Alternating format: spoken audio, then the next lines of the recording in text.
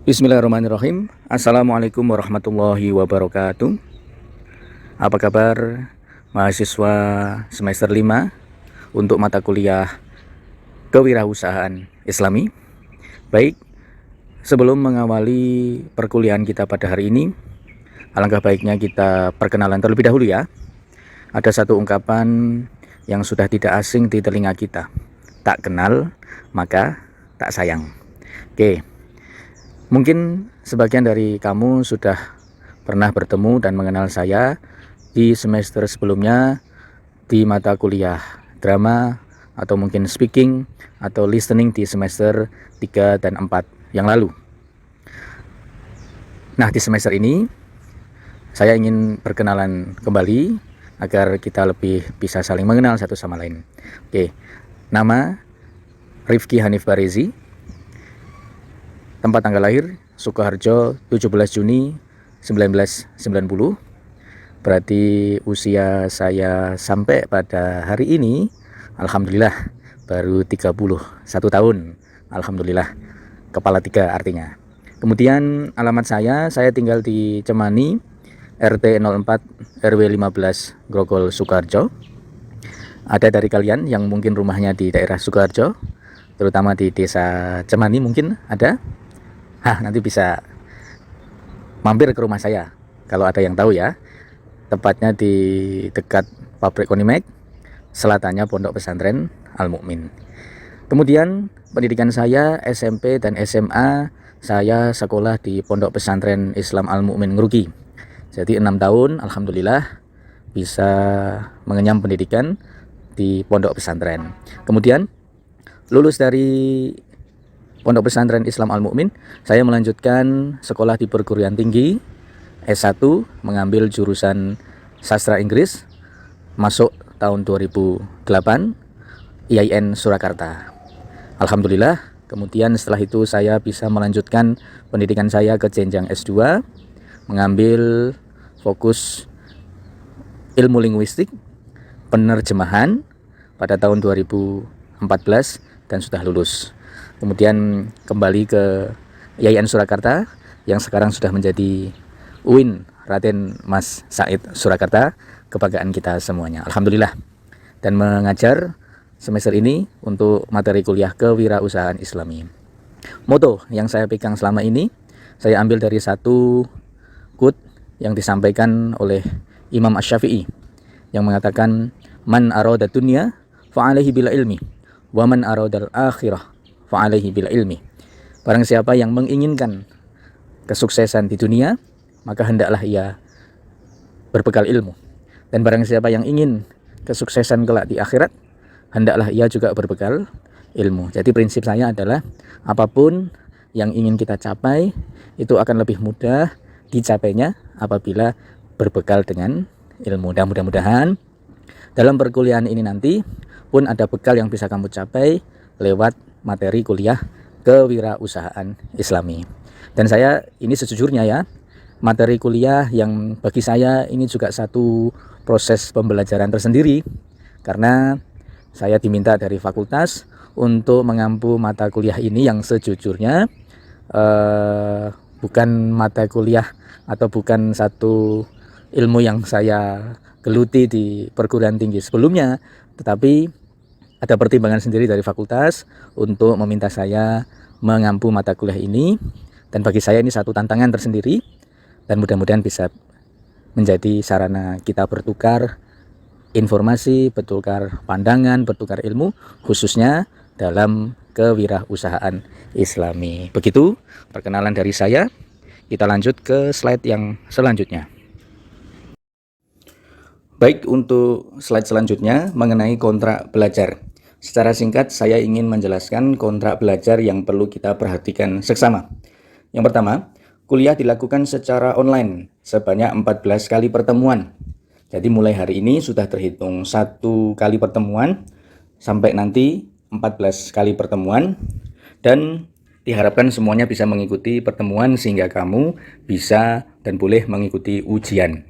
Kemudian yang kedua, bila ada urusan syar'i diperbolehkan izin maksimal 2 kali. Nah, Peraturan yang seperti ini biasanya mengikuti peraturan ketika perkuliahan dengan tatap muka. Karena kondisi pandemi sekarang ini menggunakan secara online, maka saya kira semua bisa mengikuti perkuliahan karena bisa dilaksanakan di rumah masing-masing. Kamu bisa mengikuti perkuliahan secara penuh tanpa harus izin kepada saya. Tapi kiranya betul-betul kamu tidak bisa mengikuti secara online, boleh izin kepada saya maksimal 2 kali saja. Tapi saya kira karena nanti perkuliahan menggunakan file yang bisa di-share di grup atau dengan YouTube, kamu bisa melihatnya berulang-ulang. Jadi saya kira bisa mengikuti full secara utuh 14 kali pertemuan. Kemudian yang ketiga, terdiri dari sinkronus atau komunikasi online langsung melalui Google Meet, Zoom, atau platform lain, dan sisanya menggunakan asinkronus. Dari pihak kampus sudah menyediakan platform berupa SIAKAD untuk perkuliahan, tetapi dari fakultas juga membolehkan kepada dosen untuk melaksanakan perkuliahan menggunakan platform lain untuk mempermudah perkuliahan. Boleh pakai Google Meet, Zoom, atau cukup menggunakan grup WA. Kemudian yang selanjutnya, UTS dan UAS dilakukan secara online. Menurut rapat yang sudah disampaikan di fakultas kemarin bahwa materi kuliah kewirausahaan Islami ini berbasis pada tas, bukan produknya, berbeda dengan mata kuliah yang sebelumnya seperti drama, itu merujuk pada mata kuliah yang menghasilkan produk berupa pementasan drama. Sedangkan untuk kewirausahaan Islami ini berbasis pada tas atau tugas. Jadi nanti ujiannya berupa mengerjakan soal atau mengerjakan tugas. Yang terakhir, pesan yang ingin saya sampaikan, niatkan belajar untuk ibadah. Sesulit apapun itu, kondisi yang tidak mudah, terlebih pandemi seperti ini, bismillah, niatkan semuanya untuk ibadah. Saya yakin Allah akan mempermudah semua urusan kita, mempermudah mengikuti perkuliahan, kemudahan untuk memahami pelajaran, dan tentunya nanti kemudahan untuk mengerjakan UTS dan UAS. Begitu kiranya kontrak belajar yang perlu kita perhatikan seksama. Mudah-mudahan bisa dipahami. Lanjut ke slide yang selanjutnya.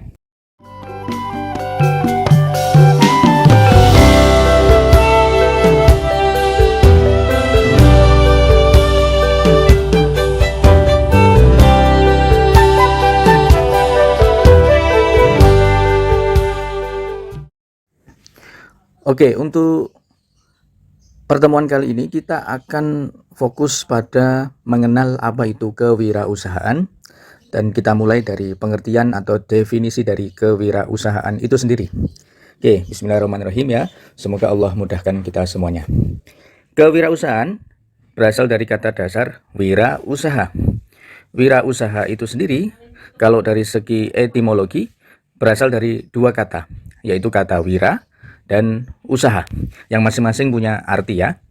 Wira itu punya arti pejuang, pahlawan, manusia unggul, teladan, berbudi luhur, gagah berani, dan berwatak agung. Sedangkan kata usaha itu berarti satu perbuatan amal atau berbuat sesuatu. Dimana kalau dua kata itu digabungkan menjadi satu, yakni menjadi wira usaha, maka atau kewirausahaan ya, itu punya arti satu proses mengidentifikasi, mengembangkan, dan membawa visi ke dalam kehidupan. Dimana kata kewirausahaan itu sendiri ya, jikalau dalam bahasa Inggris yang kita sering dengar dengan istilah entrepreneurship ya, kalau di istilah kita wirausaha atau kewirausahaan. Nah, visi yang dimaksud adalah berupa satu ide inovatif, satu peluang, cara yang lebih baik dalam menjalankan sesuatu, di mana hasil dari proses kewirausahaan itu sendiri adalah satu penciptaan usaha yang baru. Jadi, kalau secara umum kita artikan kewirausahaan itu adalah satu kegiatan di mana punya satu tujuan akhir, yaitu penciptaan satu bidang usaha yang baru. Ini pengertian yang bisa kita ambil ya, yang bersumber dari Kamus Besar Bahasa Indonesia. Selain itu, istilah wirausaha itu sendiri seringkali dipadankan dengan istilah wira swasta. Karena Bahkan dalam satu kartu tanda penduduk atau KTP, di mana di situ ada kolom pekerjaan, banyak orang yang mencantumkan apa pekerjaannya, wira swasta. Nah, ini kata wira swasta ini seringkali juga disepadankan dengan istilah wirausaha. Nah, nanti bedanya di mana? Kita lihat dulu dari segi bahasa. Secara etimologi, ya, kata atau istilah wira swasta itu sendiri terdiri dari tiga kata: wira, swa, dan sta, yang masing-masing punya arti. Wira itu berani, swa itu sendiri, dan sta itu berdiri. Adapun secara istilah, tiga kata itu digabungkan menjadi satu, ya, wira, swasta, jadi satu istilah. Maka wira swasta itu berarti keberanian, keutamaan, serta keperkasaan dalam memenuhi kebutuhan serta memecahkan masalah hidup dengan kekuatan yang ada pada diri sendiri. Jadi kesimpulannya adalah bahwa istilah wirausaha itu sama dengan wira swasta. Walaupun rumusnya berbeda, ya, tetapi secara karakteristik sama. Perbedaannya lebih pada penekanan di antara kedua istilah tersebut, di mana wirausaha lebih menekankan pada jiwa, semangat yang mana diaplikasikan dalam kehidupan, sedangkan wira swasta itu lebih penekanannya pada objek, pada usaha yang mandiri. Tapi secara umum istilah dua kata itu sama, wira usaha dengan wira swasta. Kita lanjut ke slide yang berikutnya.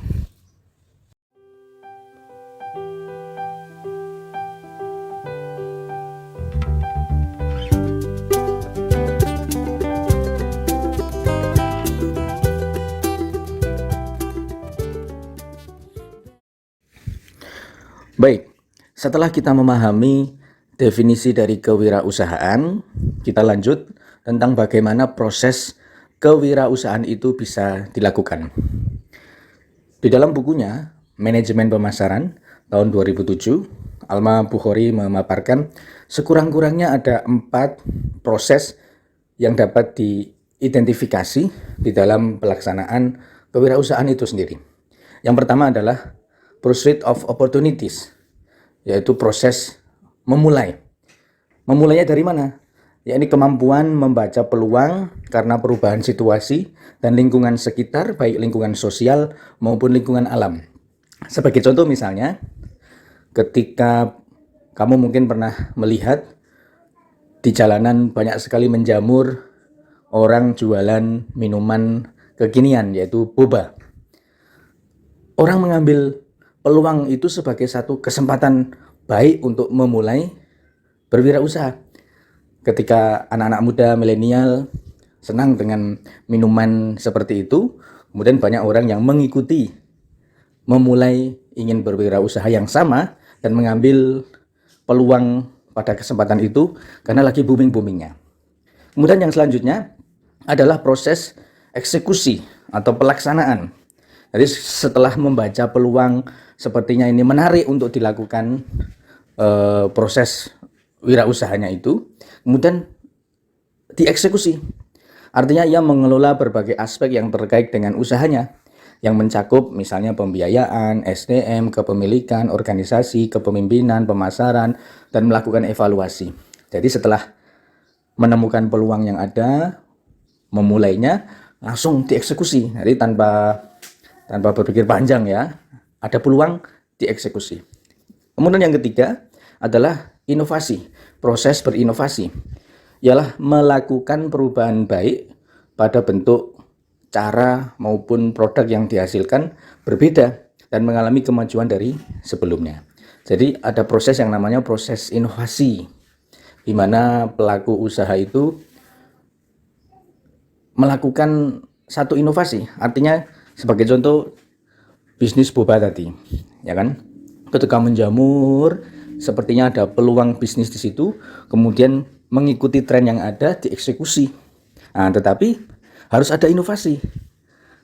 Bagaimana caranya bisnis boba yang saya ambil ini berbeda dengan bisnis boba di tempat yang lain? Maka harus ada inovasi. Mungkin dari segi kualitas rasa, dari segi packagingnya, dan macam-macam.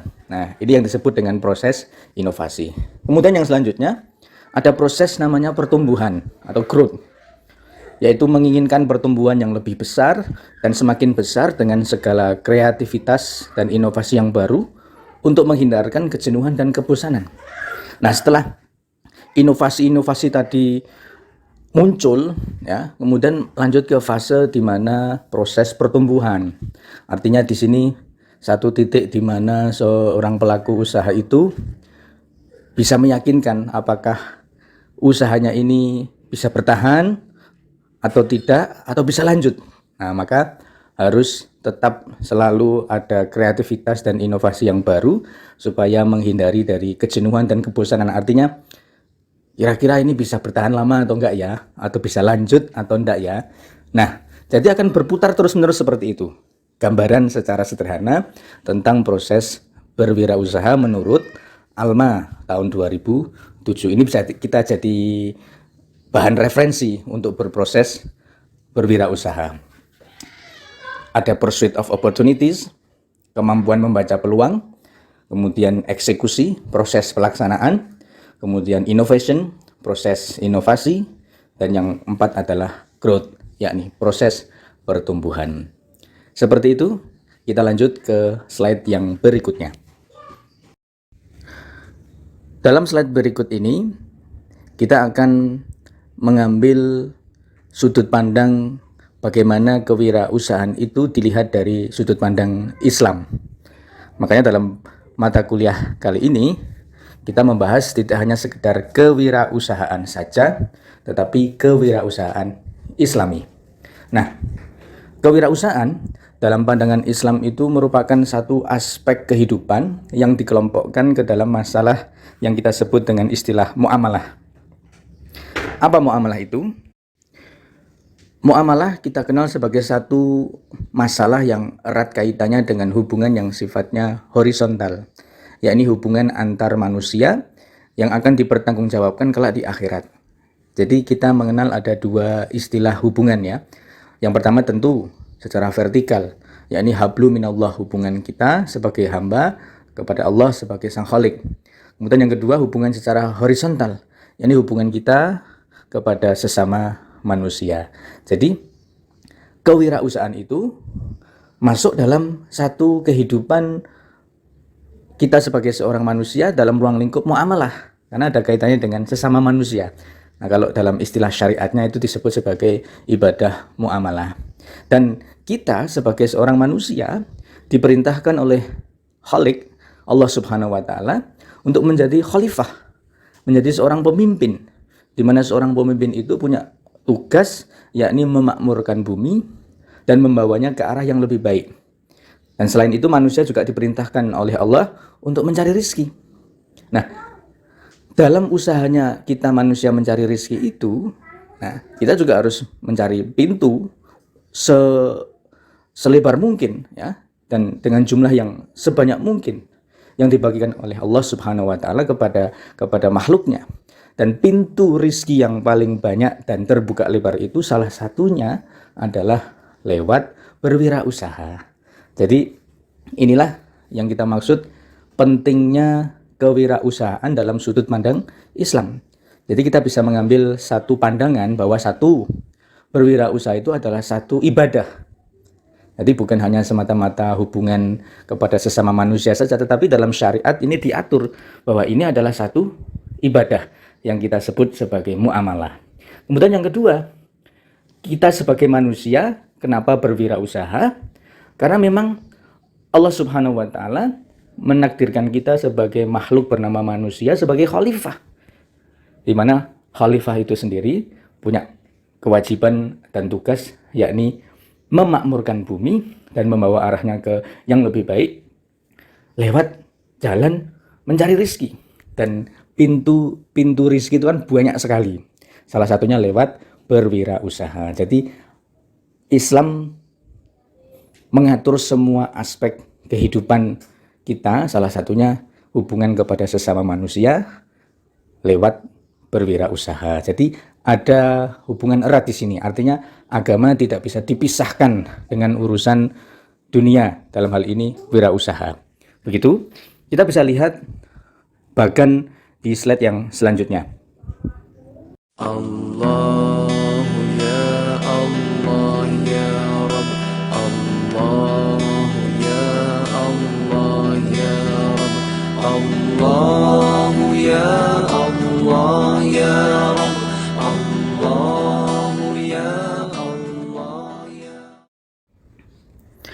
Baik, untuk slide yang berikut ini menjelaskan tentang bagaimana syarat menjadi seorang wirausahawan, di mana syarat tersebut sebetulnya bisa kita aplikasikan dalam profesi apapun. Artinya dalam berwirausaha, dalam hal ini wirausahaan muslim ya, yang islami ya, kita mengambil satu figur utama yaitu baginda Rasul Muhammad SAW, di mana beliau seorang teladan yang terbaik bagi kita manusia. Sebagaimana Allah sampaikan di dalam Al-Quran surat Al-Ahzab ayat yang ke-21, laqad kana lakum fi rasulillahi uswatun hasanah. Sesungguhnya telah ada pada diri Rasulullah itu suri teladan yang baik. Sebetulnya bersifat umum bahwa menjadi manusia yang baik, dalam hal ini profesi apapun yang kita tekuni, figur teladan dari Rasulullah SAW ini bisa menjadi kunci sukses untuk kita semuanya. Yang pertama, Rasulullah bersifat seorang yang jujur,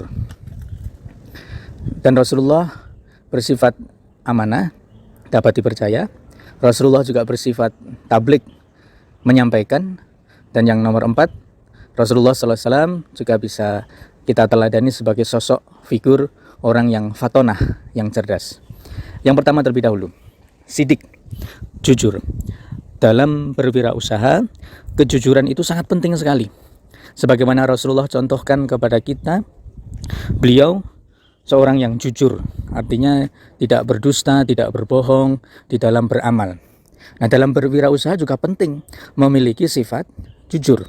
Sebagai contoh, kita mempromosikan satu barang yang ingin dipasarkan atau dijual. Kejujuran terhadap